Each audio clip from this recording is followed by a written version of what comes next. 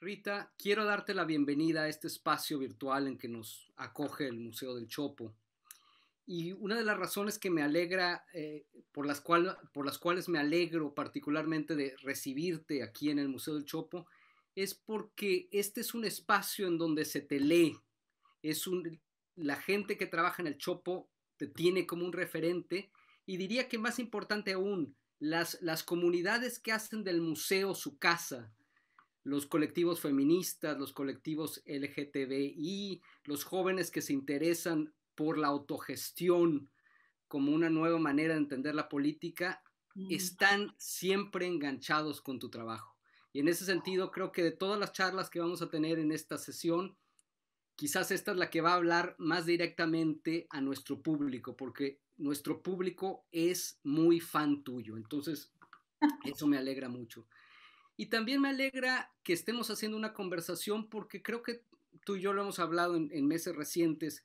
La conversación es el futuro en buena medida.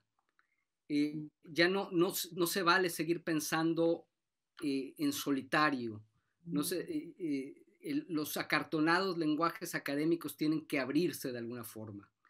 Y en ese sentido hay que tomar un poco la, la inspiración de un personaje que a ti te gusta mucho, Elizabeth Costello, el gran personaje de Coetzee. Y parte de lo que nos enseña Elizabeth Costello es a ser desobedientes, a hablar, a discurrir por muchos Sí. caminos y alguno nos va a llevar a algún sitio que nos interese. Y de eso se trata, de pensar en voz alta, de imaginar las tareas pendientes y de pasar un buen rato. Así que bienvenida al Museo del Chopo, Rita Segato. Muchas gracias y estoy completamente de acuerdo. Claro. A ver, me gustaría empezar por hablar sobre tu relación con la antropología, con tu disciplina. Eh, hay varias cosas que te quiero preguntar sobre la antropología.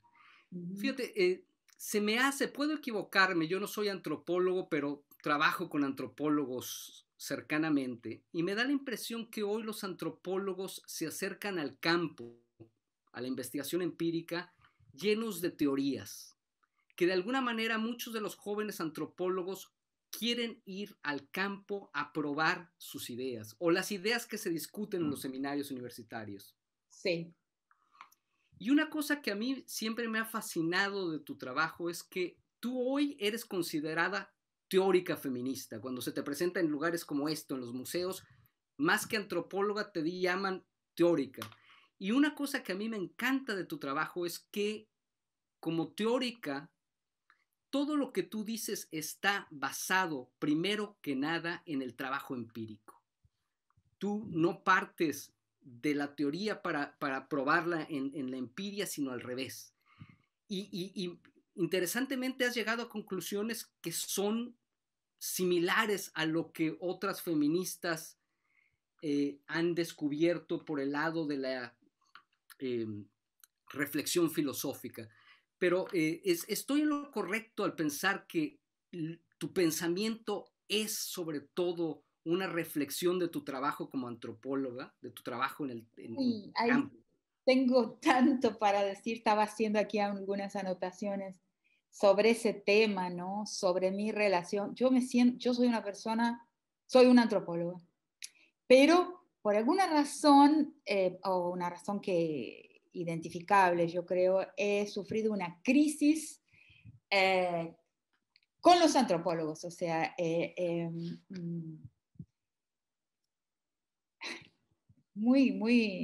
me tomaste por sorpresa con la pregunta. Evidentemente, bueno, yo me formé, ¿no? John Blacking, que era el profesor etnomusicólogo, pero también discípulo de Meyer Fortes, a su vez discípulo de Malinowski, ¿no? Entonces, vengo de una línea en que escuché muchas historias, o sea, y me formé al calor de esas historias, eh, eh, en que realmente la primera fidelidad es con el campo, o sea, primero y cosas que hoy la antropología, porque la antropología en general sufrió una gran influencia más tarde de la antropología norteamericana, que no es igual a la británica. En mi formación, por ejemplo, la entrevista tenía un valor muy relativo y muy secundario, era solamente un suplemento. Y en casos extremos, las personas, algunos antropólogos muy radicales, con los que entiendo muy bien, en el mundo británico, no entrevistaban. O sea, porque la entrevista parte del principio de que todos los pueblos usan la lengua de la misma manera, o sea, de manera referencial, de manera informativa. El occidente usa la lengua, y ni todo el mundo en occidente, vamos a decir, pero el occidente de la ciencia, el disciplinarizado, o sea, el occidente letrado, usa la lengua para informar, para nombrar una realidad positivamente, digamos, referencialmente. Pero la mayor parte de la gente no usa la lengua así, usa la lengua de forma relacional. Entonces una entrevista es para la persona que estás entrevistando un momento de relación y para el entrevistador es la búsqueda de una verdad. No sirve. Es fácil decir que no. Y hoy la mayor parte de los antropólogos no hacen, digamos, el cama adentro, como se diría en portugués, con que yo fui formada en la antropología. 24, un año, por lo menos un año completo, las 24 horas del día, los 7 días de la semana, en el terreno, con la gente. Y un detalle, por ejemplo, cuando llego a Brasil, un alumno para dirigirse al doctorado, como en los Estados Unidos, no sé cómo es en el mundo británico hoy, tiene que hacer un proyecto. En la antropología en que yo me eduqué, no existe el proyecto, porque el proyecto no viene del antropólogo, sino del campo. Es el campo que te dicta la pregunta no es de uno. Es la gente que te dice lo que se puede preguntar ahí. Entonces, primero haces campo y después sabes qué es lo que vas a preguntar. Entonces, claro, esa es mi formación a la que intenté ser fiel y yo en el campo, para hablar de mi caso particular, es que me encuentro con un campo donde la mayor parte de las personas, la verdad es que de las mujeres, todas menos una de ellas, menos en el Xangô de Recife, en la tradición afro-brasilera religiosa, solamente una mujer era una hija de santo, o sea, una miembro de la colectividad de la religiosa, que no tenía un relacionamiento erótico con otra mujer. O sea, todas las otras habían transitado entre la relación erótica con un hombre, a veces eran casadas, inclusive tenían una relación erótica con una compañera. Y esa transitividad de género, bueno, la tuve que entender en el campo, y una de las cosas que me di cuenta muy recientemente, me di cuenta en el sentido ya reflexivo, algo que me di cuenta que tenía que contar, porque no estaba en mis textos, es que en ese campo yo voy viendo esa soltura, esa transitividad, ¿no? Ahora justamente la UNAM, en la colección Rosario Castellanos, va a publicar como un librito mi ensayo sobre género en el Xangô de Recife. Se llama La invención de la naturaleza. En portugués se llama Inventando Naturaleza. Entonces me sorprendí porque es un ensayo muy antiguo, de 1986, es parte de mi tesis que la defendí en 1985, y me escribe la editora de la colección Rosario Castellanos para pedirme ese texto para hacer un libro de bolsillo, en el que explico eso, ¿no? Pero no explico algo fundamental, que me encuentro ahí viendo ese fluir de la sexualidad. Por ejemplo, recuerdo mucho a una mujer que me decía, no, en aquella época yo estaba enamorada de una criatura. Y yo decía, qué manera rara de hablar de un hombre, una criatura. O sea, lo encuentro maravilloso, o sea, me río porque es graciosísimo, es extraordinario. ¿Cómo llama a un novio de criatura? Sí, porque aquella criatura me decía esto y me decía aquello otro, y esa criatura. Después me di cuenta, la precisión con que estaba siendo nombrado ese objeto amoroso, ese objeto del deseo, que no importaba si era hombre o mujer, era una criatura, la precisión del lenguaje, mucho después. me di cuenta. Eso es fantástico. Bueno, eso lo aprendo en el campo y en el campo empiezo a buscar cómo le llamo a eso que estoy viendo, que es una sexualidad que no está amarrada al yeso del cuerpo, no es una sexualidad que no está determinada por la biología. Y empiezo, ¿qué es esto? ¿Qué es esto? Y voy al lenguaje, y voy a la gramática. No había leído nunca ni circulaba, yo creo que en ningún lugar. Estamos hablando de la primera, de los años, en mi campo empieza en 1976. Entonces no circulaban los textos sobre género. Entonces yo voy y digo, ¿dónde es que género se construye de forma absolutamente convencional? En el lenguaje. Y busco la palabra género de la gramática, porque que decimos él o la no está en la biología de nadie, no está determinado por ninguna naturaleza, es una convención. Y yo dije, lo saco de este género, yo estoy viendo que esta gente tiene cuerpos que uno identifica como con una genitalia masculina y femenina. Lo pensé así, porque no tenía literatura para abordarlo. En la segunda parte de los años 70. Estaba surgiendo esa literatura. Judith Butler con el Gender Trouble no existía todavía, o sea, y en Europa comenzaba la crítica feminista al psicoanálisis, sobre todo al psicoanálisis y toda esa relativización. Pero yo la vi en el campo, la aprendí en el campo y saco de la gramática y del el carácter arbitrario del lenguaje, saco la palabra género y lo aplico a mi material, al universo con que estaba lidiando. O sea, a mí la teoría, y eso es lo más fundamental de la formación de un antropólogo en la tradición de la antropología social británica. O sea, la teoría te la dice el campo, no la lleva uno. Y así lo practiqué. Y hubo teoría, y encontré una teoría allí, la folk theory, la teoría nativa que existe. Y que la tarea del antropólogo es desenterrarla y ver cómo la gente tiene una teoría propia en su visión del mundo. Y eso hice. Y cuando llego a Europa, a las islas, a Irlanda del Norte, a escribir mi tesis, me encuentro con un feminismo en formación, ¿no? Llego por primera vez en 1977, que escribo mi tesis de maestría entre 77 y 78, que es una tesis totalmente marxista sobre modos de producción de la cultura.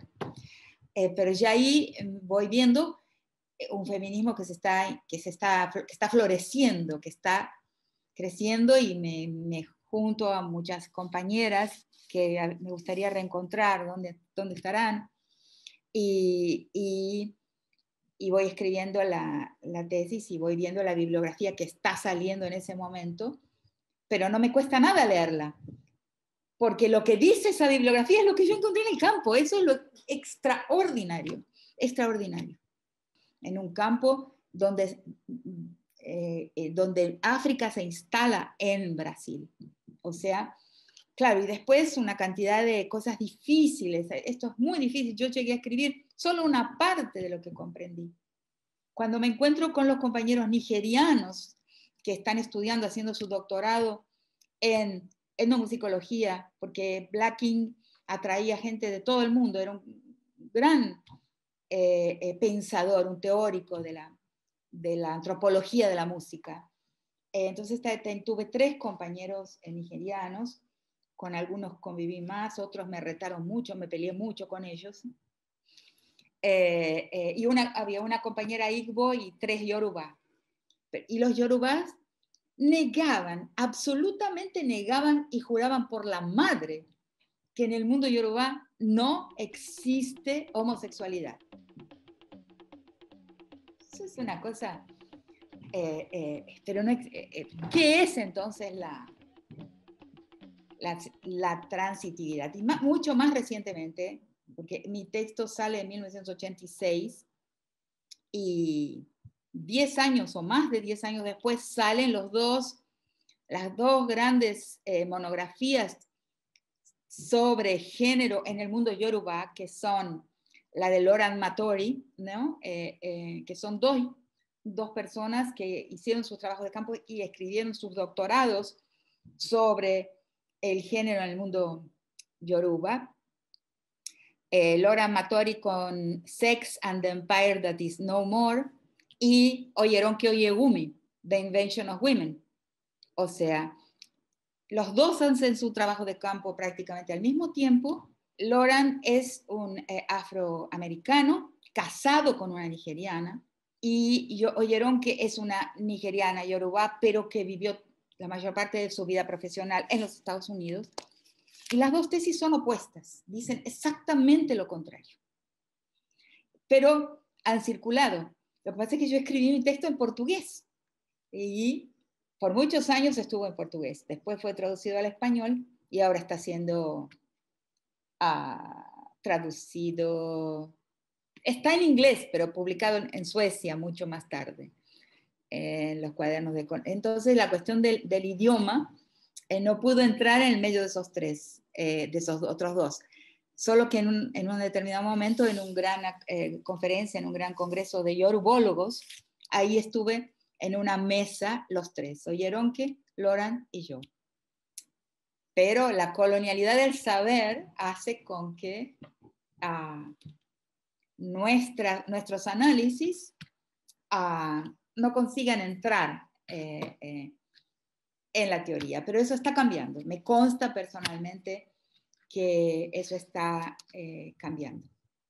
Entonces ese es el campo. El campo, si uno le escucha a la gente, uno ve que la gente es impresionantemente sofisticada y respetable en su inteligencia. Porque la antropología, primero que entró en una etapa, en una fase de gran inseguridad epistémica como disciplina. Eso tiene que ver con que las personas se fueron dando cuenta de que hablan por sí, no necesitan un intermediario. Sí. Cuando lo necesitan, y eso también me ha sucedido, lo solicitan. Por ejemplo, el caso clásico de una gran reunión de gente de comunidad de favelas de Río de Janeiro, en que había antropólogos, antropólogas y sociólogas, especialistas en violencia, y una persona de las comunidades, una persona de favela, se levantó y les dijo a los científicos sociales, nosotros no necesitamos que ustedes nos expliquen por qué somos violentos. Lo que necesitamos de ustedes es que nos expliquen cómo funciona el Estado, por ejemplo. Eso es lo que vine a llamar después una antropología por demanda. La gente sí necesita a veces de un intermediario, pero lo pide. Pienso en generaciones de antropólogos latinoamericanos más grandes que tú, si tuvieron la oportunidad, fueron a estudiar a Francia. Y en buena medida la antropología en la que se formaron, y creo que esto se aplica a buena parte de América Latina, sino que a toda América Latina, se formaron en Francia y en los clásicos franceses. Y quizás tu generación, y supongo más aún unos años después, se formó en Estados Unidos. Tú en ese sentido, me parece, hay algo extraño de que decidiste irte a Inglaterra, al Reino Unido, y no a Francia o a Estados Unidos. Cosa que es muy interesante porque te formaste en la más rigurosa, uso la palabra rigor en el mejor sentido de la palabra, tradición de la antropología social británica, en el Queen's University de Belfast. Quizás por ahí a veces se me antoja pensar que esa es la razón por la cual tú no usas la palabra cultura en tus textos demasiado. Y lo interesante es que, a ver, buena parte de cómo se te reconoce es por gentes que están muy interesadas en la cultura, que piensan el género como cultura, que piensan las comunidades subalternas en términos de cultura, pero a mí me da la impresión que tú siempre has buscado distanciarte un poco del mucho peso que tiene la palabra cultura en el vocabulario antropológico. Y quizás se me ocurre, esto podría venir un poco por tu conexión británica, pero creo que hay más. Al final, la antropología de la cultura se fija demasiado en valores y en lo simbólico, y a ti te interesa, corrígeme si me equivoco, más cómo funcionan los grupos sociales y las instituciones, y en ese sentido estás más cerca de otra tradición.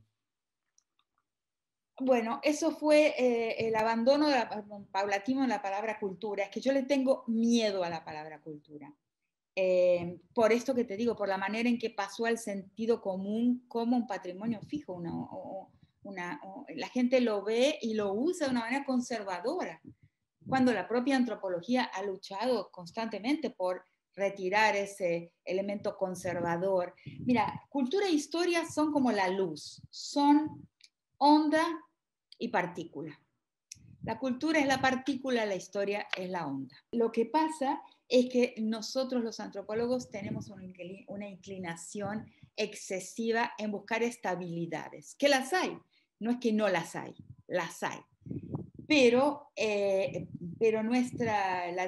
deformación de nuestra episteme propia disciplinar es la búsqueda de estas estructuras, de estos modelos que son más o menos estables en una sociedad, lo que nos hace caer en el esencialismo. O sea, entonces por eso, y todo bien, es nuestra deformación. Los historiadores dicen que ellos no tienen teoría, es lo contrario. O sea, bueno, y también han criticado el hecho histórico. O sea, también han intentado desvencijarse del exceso de atención al hecho histórico positivo. Las dos disciplinas, de alguna manera, intentan defenderse sobre el exceso de énfasis de su propia episteme, ¿no? La historia intenta desvencijarse del historicismo y nosotros del culturalismo. Eso es normal, hasta ahí es normal y está en todas partes. Está en Francia, está en Estados Unidos, está en las Islas Británicas, ese intento de desencializar la noción de cultura sin mucho éxito, porque la noción de cultura captura de una manera, tiene un poder de captura y pasó a la gente, pasó y atrapó a la gente y sirve a la gente muchas veces de una manera conservadora. Por ejemplo, el tema de la mujer. Vos vas y le decís a la gente de una sociedad y están los caciques y vos le decís, no, pero las mujeres están acá luchando por una parcela mayor de participación y los caciques dirán, no, nosotros siempre fuimos así, es nuestra cultura, es una invención. O sea, el fundamentalismo como un mal está en todas partes, hasta en la comunidad más pequeña. O sea, lo que hay que huir es del fundamentalismo, o sea, de pensar que desde siempre fuimos así, no existe en ninguna parte. No hay el siempre fuimos así, pero los poderes, inclusive los micropoderes, lo van a utilizar y lo utilizan. ¿Cómo nos defendemos de eso? Entonces, yo empiezo a darme cuenta de esa cuestión política, de ese problema político que causa en las luchas internas de los pueblos, de las minorías al interior de los pueblos, mujeres, ¿no? Pero no solamente las mujeres, aquellos discriminados al interior de las colectividades discriminadas, ¿no? Porque las discriminaciones se reproducen al interior. O sea, es el gran problema de lo que llamo hoy, y todavía no tuve mucho tiempo de escribirlo, de las sociedades transicionales. Nosotros en América Latina somos sociedades transicionales, son las más violentas de todas, ¿no? Porque en esa transición pasa algo con la masculinidad. O sea, la masculinidad se va volviendo insegura, infirme. La criollización trae un problema particularmente para los hombres, para el poder dentro de las comunidades. Esa masculinidad insegura en las sociedades transicionales va a aprender del blanco a positivar, a fundamentalizar Estoy intentando decir muy rápido algo que es bastante complejo. Eh, eh, la racialización, que es el centro de la perspectiva de colonial, es una forma de fijación en una posición, digamos, orgánica. El sujeto racializado es un sujeto basado en su organismo, es una invención colonial, como dice Quijano muy bien, que es la naturalización de una posición dominada, de una posición de vencido en una guerra o en una batalla o en un conjunto de batallas, porque no creo que sea una derrota definitiva jamás, pero esa posición es asociada a un trazo orgánico y de esa forma fijada. De ahí la movilidad se hace muy difícil. Y lo mismo pasa entonces con el género que tenía y tiene en muchos lugares, como el Shango de Recife, esa transitividad, esa movilidad, como tiene en las sociedades indígenas tenía, pero el proceso de criollización lo fundamentaliza también, lo esencializa, lo transforma en biológico. Y ahí la masculinidad del vencido pasa a ser capturada por el ojo del vencedor, por el ojo pornográfico, el ojo a la cosa, el ojo cosificador, el ojo rapiñador del vencedor captura el ojo del sujeto masculino de la sociedad conquistada. Por eso es imposible la tesis de que no existiera un patriarcado precolonial. ¿Por qué? Porque si no hubiera existido un patriarcado precolonial, no existiría la fragilidad del hombre indígena, originario, que se deja capturar como hombre y en la necesidad de afirmar su posición de prestigio masculino, se deja capturar por el ojo del vencedor, por el ojo rapiñador, y es la estructura, dicha de una forma muy rápida, de la sociedad transicional tan violenta, porque ese hombre vencido, derrotado en ese conjunto de batallas, usurpado de sus territorios, usurpado de su mano de obra, de su capacidad de trabajo, usurpado de su cuerpo, esclavizado, ese hombre es hombre, o sea, tiene una posición de prestigio superior que va a aprender a afirmar en el lenguaje del conquistador, en el lenguaje del dominador. Lo que se transforma en letal. Él va a ser el cacique dentro de casa y en las ciudades él va a ser el patrón dentro de casa. ¿Se entiende? Se entiende muy bien. Te hago una contrapregunta para profundizar en eso. Siempre que cuando he leído esta idea tuya, lo primero que me viene a la cabeza es Frantz Fanon y cómo Fanon juega con la idea de la violencia como una manera de poder deshacerse de la condición colonial. Hay en Fanon una cierta idea de la violencia como una estrategia de liberación. Y cuando te leo a ti, pongo en perspectiva a Fanon, porque de alguna manera esto que tú hablas del hombre vencido de las sociedades coloniales, generalmente usa la violencia no contra el colonizador, sino contra su propia gente. Sí. En el mundo doméstico la usa sobre su propia gente porque necesita ser hombre, porque la masculinidad existe como una posición de prestigio diferenciado ya en las sociedades originarias. Y eso no se puede negar. O lo que no existen son otras cosas. No existe la fijación en el cuerpo, o sea, la transitividad, lo trans, lo que estamos hoy descubriendo y colocando en las leyes como un derecho. No se necesitaba colocar en las leyes como un derecho en el mundo precolonial porque un hombre podía, no era un cuerpo, sino un conjunto de papeles, un conjunto de roles, un espacio de labor.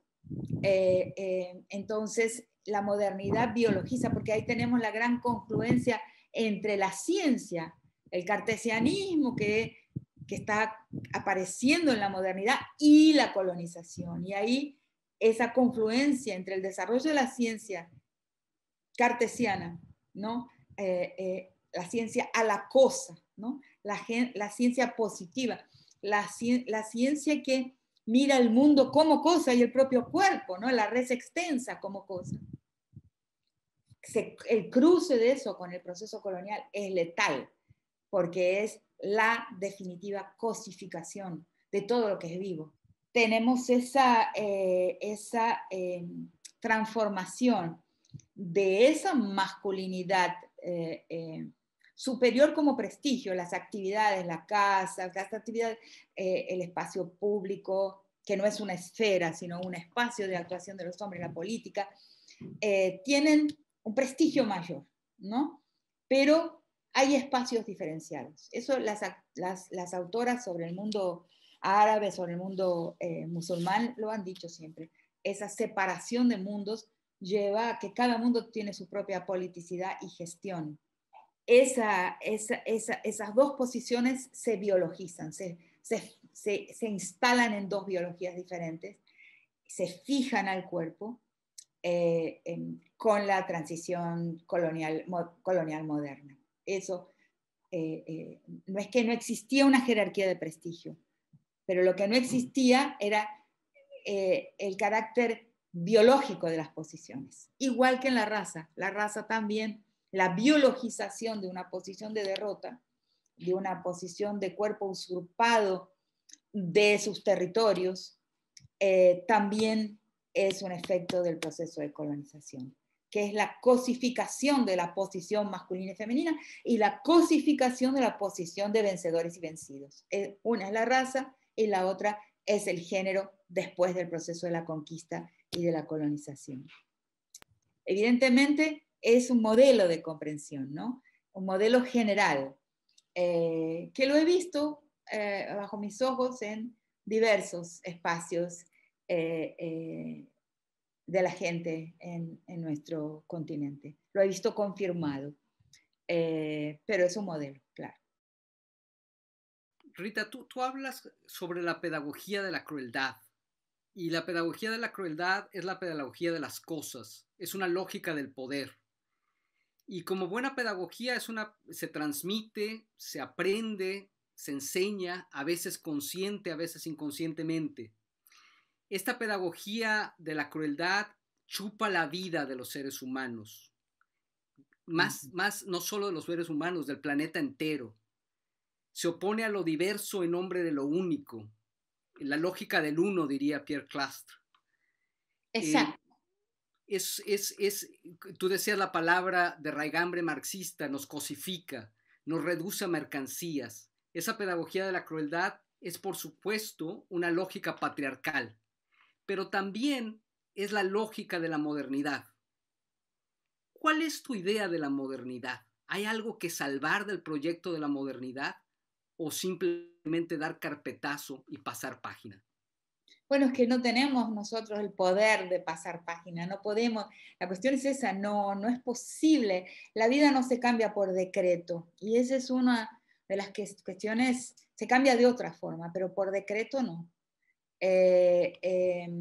La vida cambia, la historia tiene una movilidad que nadie detiene, siempre sorprendente. El mundo del uno es el mundo binario, ¿no? Yo hago una diferencia entre dualidad, o sea, un patriarcado dual y un patriarcado binario. Para mí esas son el patriarcado original, precolonial, de las colectividades no tocadas o no afectadas completamente por el proceso de colonización, es dual, o sea, hay una jerarquía, pero hay dos.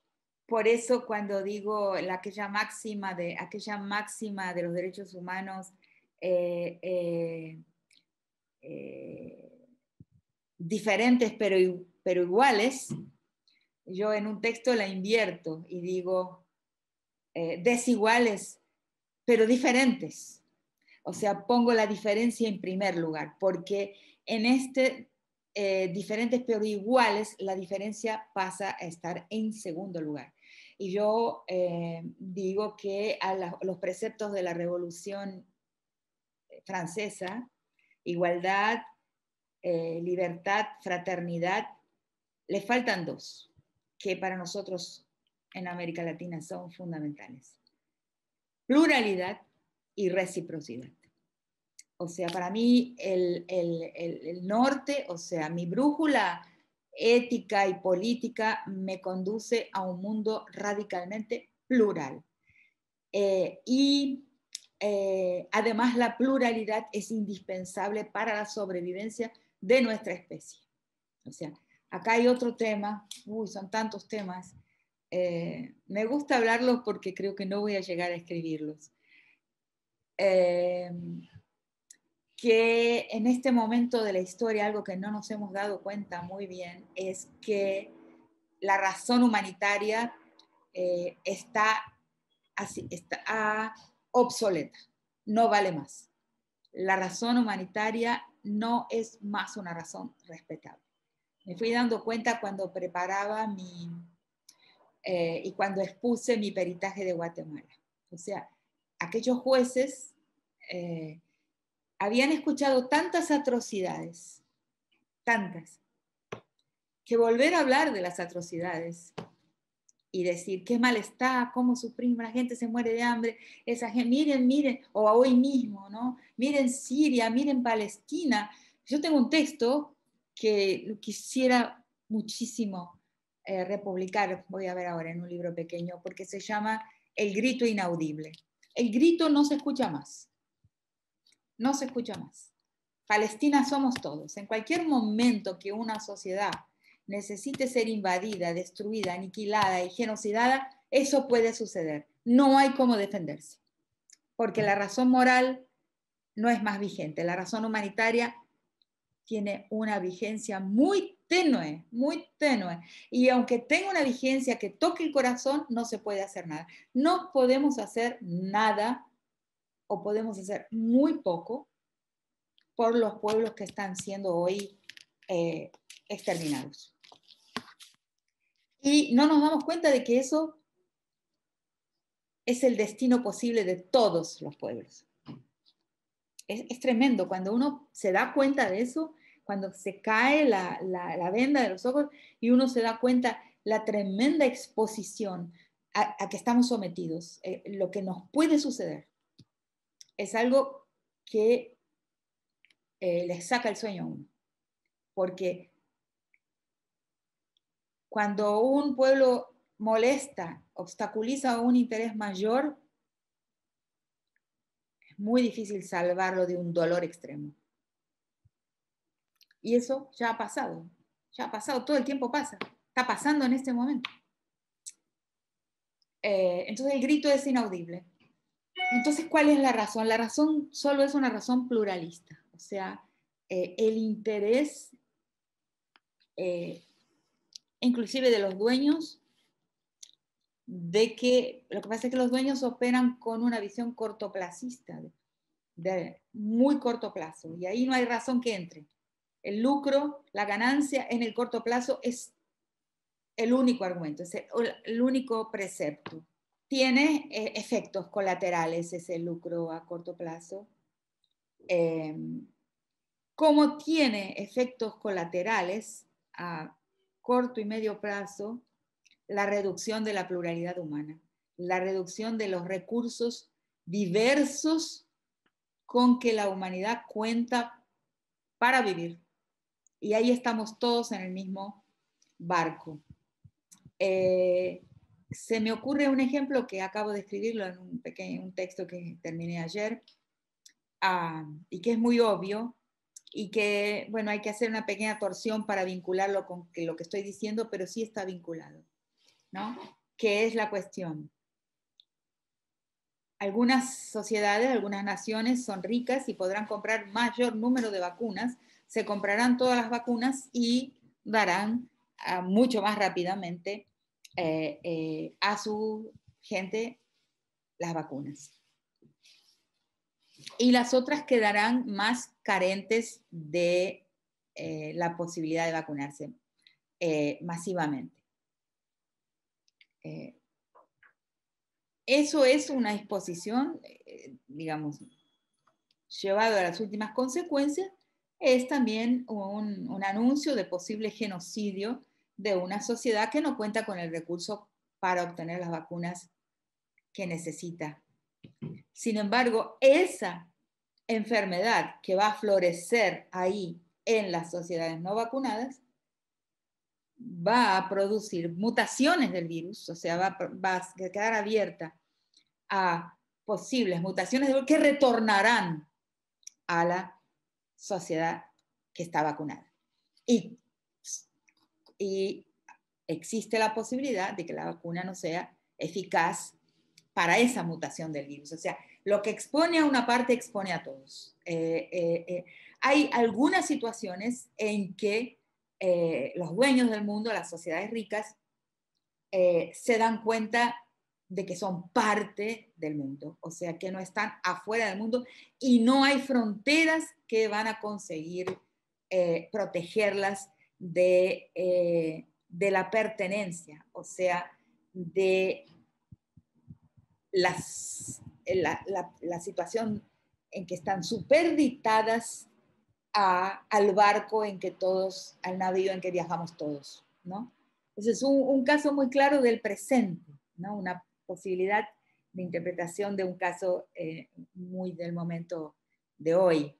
Pero en realidad el otro caso, que ahí sí es un tema levi-straussiano, lo saco de las dos conferencias de Levi-Strauss en la UNESCO ya hace mucho tiempo, lo que pasa es que con los accidentes de la historia natural, que siempre los hubo, y no dejarán de existir, a pesar de que algo nos ciega para esos accidentes naturales, algo nos dice que no estamos supeditados más a los accidentes naturales, pero sí estamos.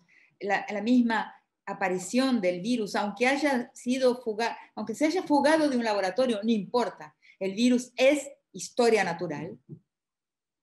En un momento en que creímos que ya estamos como construyéndonos fuera de la historia de la naturaleza, o sea, por ese cartesianismo apocalíptico, ¿no? Que nos lleva a vernos totalmente cabeza y no cuerpo. O sea, hay una cantidad de elementos en la vida contemporánea, sobre todo el Zoom, por ejemplo, la comunicación aplastada y a través de un plano bidimensional. Yo creo que te veo, pero te veo bidimensional. Vos me ves bidimensional. Mi voz filtrada por una cantidad de filtros de micrófono. O sea, todo eso es un estar fuera del cuerpo. O sea, eso es la pedagogía de la crueldad. Ha sido muy mal interpretada esa noción porque se piensa, la gente lo toma como que estoy hablando de violencia, estoy hablando de esa violencia, estoy hablando de la ausencia, todo aquello que nos lleva a ver el cuerpo como cosa, a cosificar la vida, a pensar que la copresencia, la cocorporalidad, por el caso, por ejemplo, en todo lo que aprendemos telemáticamente, ¿no? Eso es pedagogía de la crueldad. Porque, y voy a explicarlo en un minuto más, porque es algo que estoy escribiendo, es lo que tengo en la cabeza. Entonces, no sabemos, o sea, y ese fue mi argumento y es lo que rescato como más importante de ese momento de la presentación del peritaje de Sepulsarco, en que vi realmente que lo que yo estaba diciendo tocó el cuerpo de los jueces, a una distancia como de 30 metros del estrado donde los jueces estaban. Yo veía que, bueno, el volver a la descripción de las infinitas barbaries que se cometieron con las mujeres durante el genocidio guatemalteco, bueno, ellos ya lo sabían, todo el mundo lo sabe. O sea, y al final nos acostumbramos. Bueno, eso es posible, eso es la humanidad, es posible. Es parte de la humanidad. Hay algo así que va normalizando en nosotros la atrocidad. Y cada vez más. Hay una normalización de la atrocidad. Lo ves en las películas. Muchas de las cosas que se ven en las películas de hoy, era imposible verlas en las películas que vi en mi adolescencia. O sea, no era posible. Las formas de crueldad que se exhiben hoy en el cine son algo imposible de soportar, pero los niños, los adolescentes la ven, lo soportan, o sea, los videojuegos, bam, bam, bam, la gente se va matando, bueno, se mata, se muere, la gente se muere. Y el dolor es incomunicable. Pero cuando el argumento fue práctico, o sea, cuando yo dije que es fundamental, Lévi-Strauss, la presencia de una gran diversidad de pueblos en lugares remotos del planeta, pequeñas aldeas, ¿no? Al final no se sabe, inclusive, si los que pasaron por Bering y después acabaron poblando todo el continente americano, no se sabe si fueron 20. Ahora dicen que con sus perros, o sea, 12, ¿no? En un lugar es posible que hayan sido 12. Hay pueblos indígenas que quedaron 6, ¿no? Los abacanoeros. Hay un pueblo indígena del que hablo en un texto mío que quedaron 3 mujeres y hoy son 300, 600 personas. Entonces, no sabemos de cuál aldea, quién sabe la más pequeña y la más remota, perdida en un santuario amazónico, es la única esperanza de futuro para la especie. Ese es un argumento práctico, no moral. Claro que el futuro le importa poco al capitalismo, pero más o menos, ¿no? Porque un refugio en ese lugar puede ser el futuro de algunas personas que pueden tomar refugio en ese lugar. Entonces, para uno convencer, tiene que haber un interés, tiene que haber un interés pragmático, práctico. Y yo lo sentí en el efecto en que eso fue sorprendente, porque lo otro que, bueno, es así, sí, las violaron, las esclavizaron, bueno, es así, pero de repente cuidar de la diferencia de un pueblo es vital para sobrevivir, inclusive de las personas que no pertenecen a ese pueblo. Y ahí ya el argumento se transforma. Yo creo en este tipo de argumentación que evidentemente necesita de muchas más cabezas pensándola, pero que sentí que es un argumento no moral, sino un argumento práctico. El otro tema de la pedagogía de la crueldad es este, que anticipé. La pedagogía de la crueldad es todo lo que nos enseña a no creer en la muerte. Y ahí, bueno, quizás mi aprendizaje lo cuento justamente en una entrevista que di para una revista mexicana que se llama Metapolítica. No sé si la viste. Hablo de un personaje que admiro, que amo, que se llama Chelsea Manning, ¿no? Y en un momento que él narra, que ella narra, que es un personaje que sufrió 2 grandes conversiones, 2 grandes mutaciones, ¿no? La primera mutación fue el día que vio morir de verdad una persona totalmente que había vivido su vida con videojuegos. En los videojuegos, ¿quién vio un niño jugando con los videojuegos, un adolescente, un joven? Ve que mato. Así se crió Chelsea Manning. Y relata un momento en que en una ruta en Irak ve un enfrentamiento real y ve a la gente morir. Lo que tarda la muerte, lo que duele la muerte, lo que sangra la muerte, algo que no vemos. Porque tampoco las películas muestran esta dimensión de la muerte. Muestran el morir, pero no hay realismo ninguno. Hay muy pocas películas que son realistas en el sentido de cómo muestran el dolor. Y yo no las iría a ver jamás. Y él dice, en ese momento me di cuenta de que eran personas. Primera mutación psíquica de Chelsea. Y en ese momento, claro, él tiene una gran iluminación, una epifanía así de conciencia y se transforma con el tiempo en el mayor atravesador de información para Wikileaks, ¿no? Y la segunda, pues pasa un largo periodo, 7, 8 años en aislamiento, preso, y se hace su segunda conversión, que es la conversión a mujer, ¿no? A Chelsea. El personaje es algo extraordinario, porque está todo dicho ahí. Y entonces la pedagogía de la crueldad es lo que le enseñaba a no a habituarse con la muerte, a no verla, o sea, y es algo que está pasando con la pandemia, ¿no? En estos días me han pedido un texto sobre la muerte en la pandemia y por eso estoy pensando tan intensamente en esto. ¿Cuál es la característica de la muerte pandémica? Que no creemos en ella. Sabemos, ¿sí? Porque nos dice, hay gente que se está muriendo, hay no sé cuántos, ya 2 millones de muertos, están en los hospitales, gente que... Pero no lo creemos. Hay algo que nos hace, que nos impide creer en la muerte por COVID. Es rarísimo. La gente sigue los carnavales, en la pulsión de multitud, lo que le llaman, la gente quiere estar, todos queremos, la copresencia, la fiesta, ¿no? La cocorporalidad, salir a la calle, estar entre los otros, es una pulsión.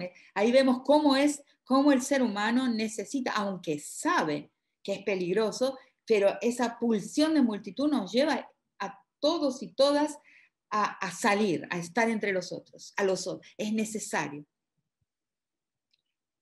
Pero, por el otro lado, cuando nos vemos la gran fiesta callejera, nos damos cuenta de que la gente no está creyendo en morir, en la muerte. Es rarísimo, es rarísimo.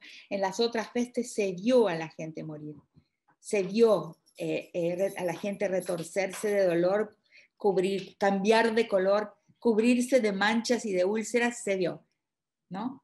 En esta tenemos la noticia verbal, imágenes, pero bidimensionales, fotográficas, y estamos todos pedagogizados, estamos todos absolutamente ya capturados por la pedagogía de la crueldad, o sea, porque no creer en la muerte es no creer en la vida tampoco.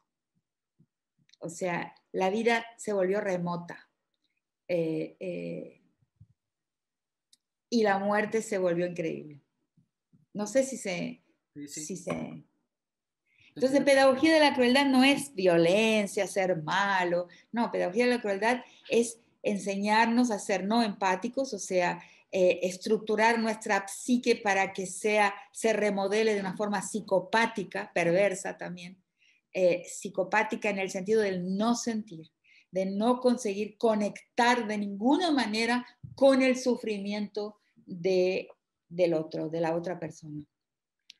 Tú tienes una frase muy poderosa que dice, el capital hoy depende de que seamos capaces de acostumbrarnos al espectáculo de la crueldad en un sentido muy preciso, que naturalicemos la expropiación de la vida, que en buena medida tiene que ver con lo que nos explicabas hace un momento. Eso. Te lo traigo a México, algo que tú has escrito y has teorizado de manera muy importante, lo que llamas las nuevas formas de la guerra.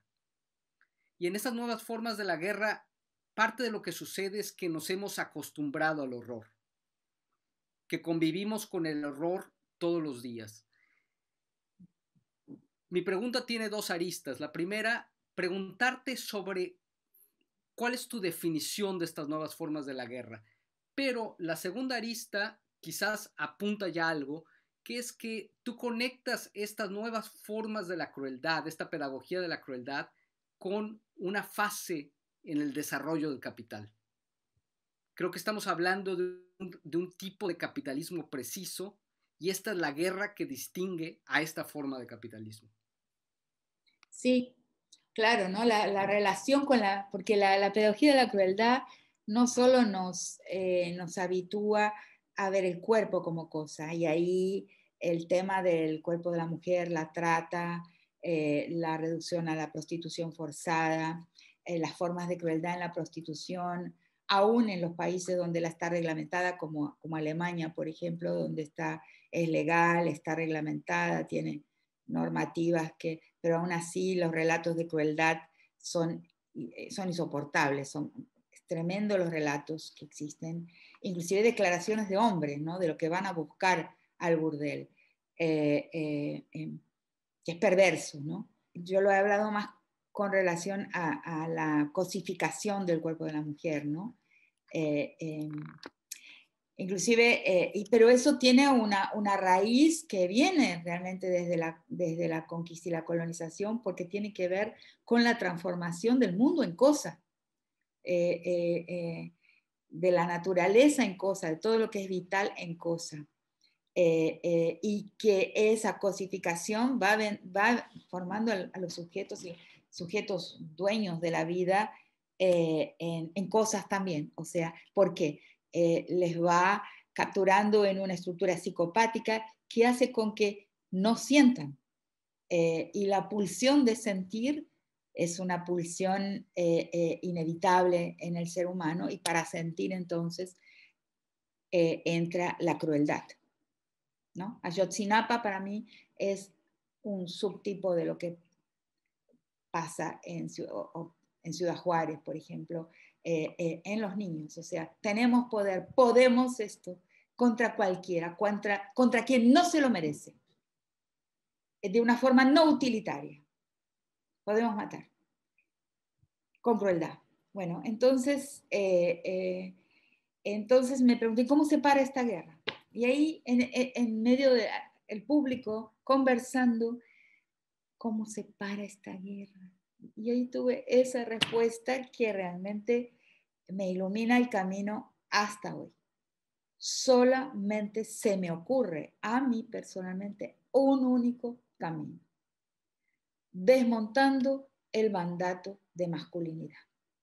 Porque el recurso humano para esa guerra es el muchacho.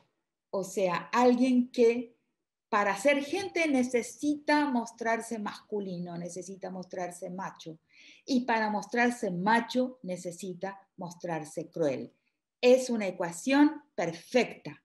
Es una ecuación perfecta. Masculinidad, guerra, adueñamiento, expropiación, cosificación. Si de ahí sacas la piedra fundamental, angular, de la formación de la masculinidad, del mandato de masculinidad, que a veces inclusive opera sobre mujeres, porque alguien ha respondido, bueno, pero a veces podrá ser la mujer quien va a la guerra. Sí, señor, pero operando dentro de del mandato de masculinidad, del mandato de poder, ¿qué es el mandato de masculinidad? No es otra cosa que un mandato de capacidad de dominación mediante la exhibición de un callo no empático, o sea, de un callo psicopático, de un callo de insensibilidad frente al dolor. Entonces, el patriarcado actúa en las nuevas formas de la guerra de esta forma, de una forma tal que la guerra es en el cuerpo de las mujeres, ya no como antiguamente las guerras tribales, las guerras entre estados, que era la anexión del territorio y la anexión del cuerpo de las mujeres. Hoy la guerra destruye, ¿no? Pensemos en las guerras tribales en el Congo por el mineral que va en los teléfonos, en la comunicación inalámbrica, ¿no? La destrucción del cuerpo, de la vagina de las mujeres. ¿Qué significado tiene? Hoy las guerras tienen ese exceso de crueldad destructiva, que ya no es la anexión del cuerpo, sino la destrucción del cuerpo, como también la destrucción de la naturaleza, del paisaje, como dije antes, y esas son características así dichas de una forma rápida de las nuevas formas de la guerra. En un mundo con muchos nubarrones hay un gran sol, y ese gran sol es el movimiento feminista. Y supongo que de lo que se trata no es solamente de un asunto de cuotas, no es simplemente conservar el mismo mundo que tenemos con mujeres en el mando, no tener más experiencias de Mrs. Thatcher. Se trata de algo distinto. Y supongo que ese algo distinto pasa por desmantelar el orden patriarcal, que es quizás la manera más grande de decirlo, y en una cuestión que tú ya mencionaste, en algo más preciso, que es de destruir ese mandato de masculinidad. Y de buena medida se trata de liberarnos a los hombres de esas imposiciones que tenemos. Totalmente. Pero hay una cosa que me interesa mucho cuando tú hablas de estos asuntos, que dices que el movimiento feminista está abriendo nuevas posibilidades de hacer y concebir la política. Tú llamas una politicidad en clave femenina. ¿Me puedes hablar un poco de qué significa esta politicidad en clave femenina? Me di cuenta de algo, ¿no? Que es una pregunta, ¿no? ¿Es posible un activismo feminista con una episteme patriarcal? Bueno, no es mi feminismo. O sea, yo no quiero repetir las metas del patriarcado, ¿no? Y ahí tenemos que trabajar mucho porque sí creo que hay alguna confusión en el movimiento. Por ejemplo, en fin, es todo un trabajo por ser hecho. También yo lo propongo, ojalá que alguien lo tome. El punitivismo, la mirada al mundo desde una plataforma de superioridad moral, que siempre ha sido la plataforma del poder. Quien mira al mundo desde una plataforma de superioridad moral siempre han sido los poderes. No es ahí que nos debemos colocar. ¿Cómo se trabaja eso? Yo solamente tengo preguntas y muy pocas respuestas. Este es un tema. O sea, ¿cómo salir del episteme patriarcal? No es cómo imaginar otras metas, cómo tener otros deseos, ¿no? Una de las claves es cómo desear otra cosa, cómo desear realmente otro mundo. Es difícil porque no se puede hacer por decreto. A partir de ahora voy a desear un mundo que es así. No se puede hacer por decreto. El deseo no cambia por decreto. Infelizmente sería maravilloso si cambiara por decreto, pero tenemos infinidad de pruebas de que no es así. Entonces, ¿qué cambia el deseo? ¿No? Eso es algo que debemos pensar. Ahí sí cito a Quijano en una idea que me encanta, no son los movimientos sociales con sus vanguardias, sino el movimiento de la sociedad. Entonces, ¿cómo podemos colocar gatillos, ejemplos, propulsar, sin transformarnos en una vanguardia capturadora de las voluntades, verticalista, autoritaria al final, sin transformarnos en eso que llevó a tantos fracasos en la historia, los fracasos de las revoluciones, ¿no? Por la apropiación, por el verticalismo a que llevaron, ¿no? Por la fe en que capturamos el Estado, desde el Estado creamos normativas, leyes, y capturamos a la gente para que haga lo que este Estado quiere que sea el futuro, o sea, para dirigirnos a una utopía preconcebida, que es la forma en que tomó más recientemente en la mentalidad del sentido común la noción de utopía como una figurita del futuro de un cómo debe ser. Y eso nunca nos llevó a destino. Se cambia en la micropolítica, se cambia en lo molecular, ¿no? Se cambia en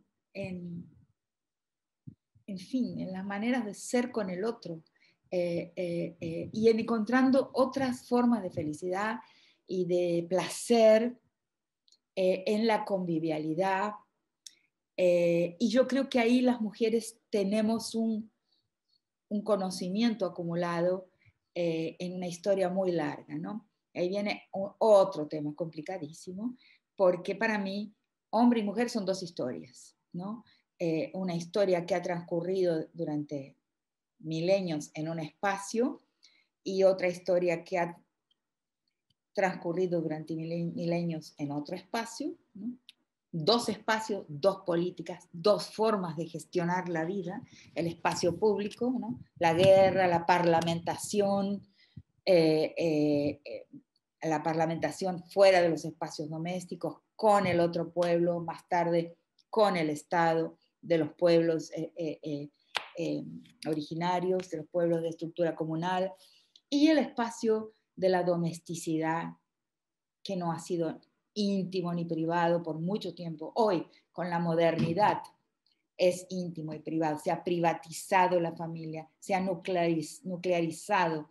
Las cocinas se han llenado de muros alrededor. Entonces, pero donde hay jirones de vida comunal, de esa vida doméstica que era propia del orden comunal, ahí todavía las mujeres encontramos otra forma de gestión, otra forma de gestionar la vida. Y ahí hay rasurada esa politicidad, obstruida por el tránsito a la modernidad, por el tránsito a la colonial modernidad, obstruida esa memoria de cómo gestionaba, cómo decidíamos, de cómo deliberábamos con conflictos. No es que haya sido una armonía cada uno de esos espacios, pero digamos, el espacio de la parlamentación entre los hombres se transforma, transita hacia el Estado y va a capturar todo lo que se pretende dotado de politicidad, todo discurso que pretende tener un impacto en el destino colectivo y ser dotado de politicidad es capturado por esa historia de la parlamentación masculina en el puerta afuera, en el puertas afuera de la casa. Y el puertas adentro se despolitiza totalmente, pero tenemos memoria, hay una memoria tenue de cómo se gestiona, cómo se anuda, cómo se armoniza, cómo se alimenta cuando no hay nada, cómo se resuelven las situaciones de carencia, de gran conflicto dentro de ese espacio puertas adentro. Y esa es la politicidad de las mujeres. Yo creo que hay que pensarlo y de ahí puede florecer otra forma de politicidad no masculina, no bélica,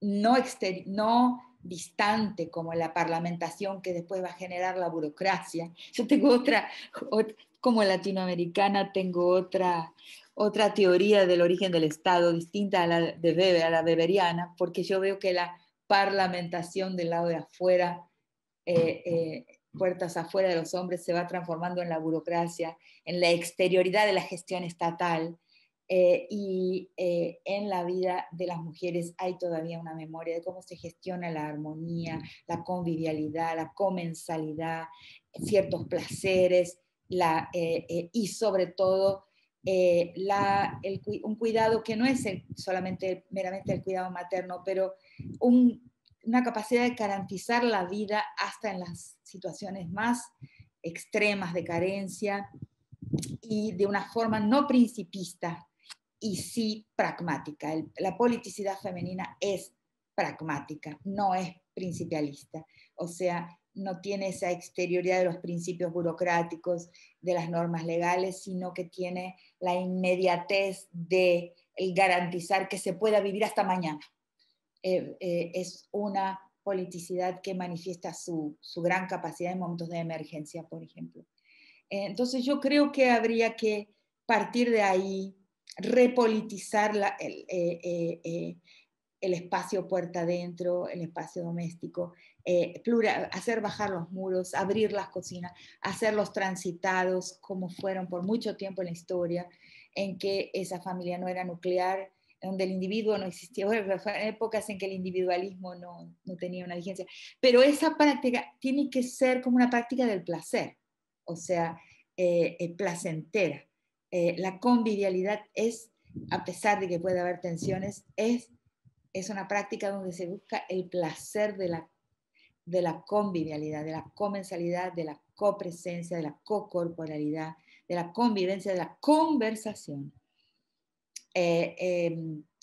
Y deberíamos recuperar ese camino perdido, que es un camino de la política, que quedó como su politicidad fue usurpada, fue expropiada por el otro camino de la politicidad burocrática. Lo veo así. A eso le llamo yo una politicidad en clave femenina. Porque sí creo en los tránsitos, o sea, las mujeres tenemos esa especialización por un largo tiempo histórico, pero muchos seres con cuerpo de hombre han participado de esa feminidad a lo largo de la historia. Basta leer Pierre Clastres, basta leer Peter Rivière, que es un gran, fue mi examinador externo de mi tesis, y él escribió un texto importantísimo sobre el matrimonio entre los tríos de la frontera entre Brasil y las Guayanas, y descubrió ahí que lo mismo que de otra forma Pierre Clastres también descubre. Él descubrió ahí que el casamiento no es entre cuerpos, sino entre papeles, entre roles, ¿no? Y no hace falta, no hizo falta un feminismo decolonial. La antropología lo descubrió. Déjame volver atrás un poquito y volver a hablar de antropología. Y la razón es esta, en este ciclo de charlas hemos tenido varios artistas, y una de las cosas que los artistas se preguntan hoy día es, o más bien se dan cuenta de la necesidad de reinventar su profesión. Ya no pueden ser gente que cree objetos, sino que más bien tienen que crear relaciones. Bien. Y sobre todo en el caso de los artistas latinoamericanos, noto que hay un gran interés por algo que tú vienes haciendo desde hace tiempo. Tú le llamas antropología por demanda. Usar las herramientas que tienes en apoyo de las comunidades y de los pueblos, y sobre todo, un poco ya lo decías antes, ayudar a hacer esas traducciones, pero también ayudar a responder ciertas preguntas. Y siento que los artistas están en esa también. ¿Cómo pueden ayudar? ¿Cómo pueden contribuir con lo que saben hacer a las resistencias?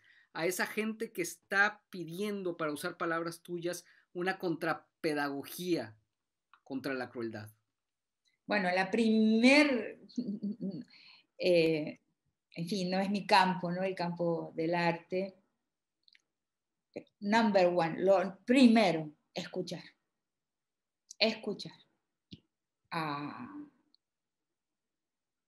Porque a veces eso no viene en el formato de una pregunta verbalizada, o sea, por lo que dijimos antes, ¿no? Del problema del lenguaje, no todo el mundo usa el lenguaje de la misma manera, pero escuchar, ¿no? ¿Qué es lo que la gente pide?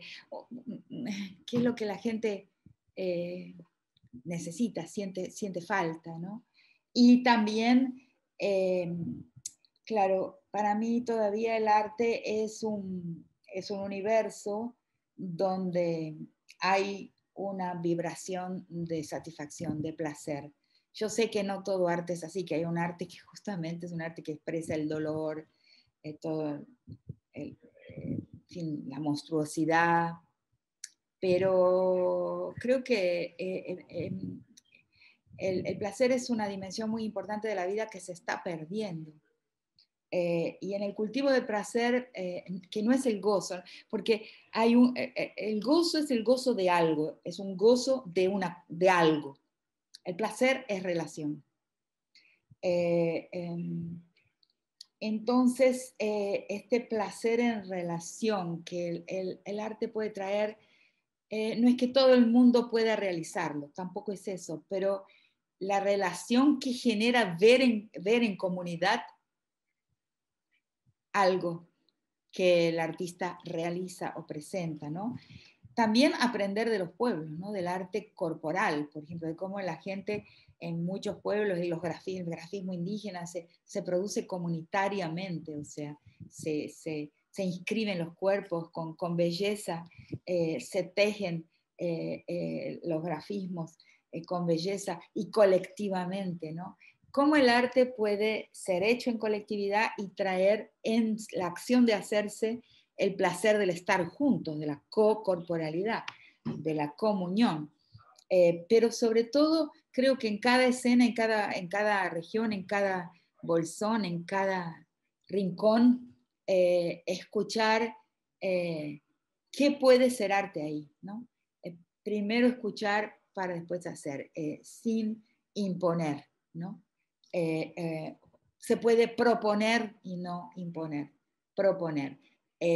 pero siempre utilizando lo que ya existe, respetando lo que ya existe, respetando lo que la gente ya hace. La última pregunta. Una cosa que nos importa en este ciclo es pensar si la palabra, el término contracultura, quizás pluralizando contraculturas, como estas formas de resistencia, de encontrar nuevas maneras de vivir juntos y de resistir, tiene todavía validez. Es decir, la resistencia existe, pero la idea de la contracultura o de las contraculturas, ¿te parece todavía interesante? No sé si seguramente has escuchado ese concepto muy lindo que es reexistencia, ¿no?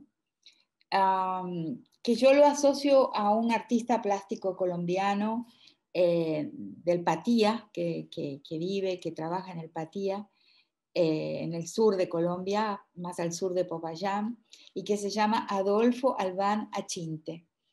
Hubo otras personas que propusieron casi simultáneamente esa noción de reexistencia, pero yo la conozco a partir de él. Y la reexistencia justamente es distinta a la resistencia, como la contracultura. Contracultura fue interesantísimo porque le coloca un nombre a la insurgencia simbólica, a la insurgencia artística. Es interesante por eso en mi generación, pero contracultura, resistencia, implican que somos derivativos de quien nos agrede, que es un movimiento derivativo de quien propone algo, de quien está dominando la historia en una determinada dirección. Por eso no son interesantes. Son, en ciertos sentidos, pueden volverse fundamentalistas, pueden buscar trabajar con una idea de origen, en fin, tienen riesgos. Por eso reexistencia no, porque resistencia es cómo seguir viviendo en las brechas, abriendo brechas, fisuras al tejido del discurso, de la realidad, que totaliza la realidad. Y tiene un poco ahí una influencia postestructuralista, ¿no? Cómo vulnerar, cómo abrir, como si uno estuviera viendo una tela y rasgase esa tela, pero caminando por esa tela, o sea, produciendo rasgaduras, deshilachados, fisuras, aberturas, caminos de ruptura, pero siempre por dentro de ese tejido. La idea de la reexistencia es esa. O sea, no podemos, al contraponer otro, intentar inventar un universo contrapuesto, seríamos reactivos, derivativos, estaríamos actuando en dependencia de aquello que antagonizamos. Pero el reexistir es ir hilando una vida propia, construyendo un camino propio, y en ese camino tiene que ver también con la satisfacción, con la felicidad, y abriendo así una ruptura en lo que existe. Creo que es una concepción distinta a la de la contracultura. Me voy a oponer a esto, voy a resistir a esto. Y entonces vas a ver, por ejemplo, que el fundamentalismo, que es el gran enemigo en el mundo contemporáneo, el gran enemigo en la política en el mundo contemporáneo, las diversas formas de fundamentalismo. Inclusive el neofascismo puede ser considerado una forma de fundamentalismo también. Los fundamentalismos religiosos, los más bravos, son formas de contracultura también. Entonces, yo creo que ahí utilizar otro vocabulario que no nos designe como reactivos a lo que existe, derivados de lo que existe, es mejor. Estamos andando, estamos yendo, inventando nuevos caminos al ir, sin mirar a los costados y sin tener muy en cuenta lo que hay. Yo creo que es más por ahí. Muchísimas gracias, Rita. Gracias, Francisco. Un beso para ustedes.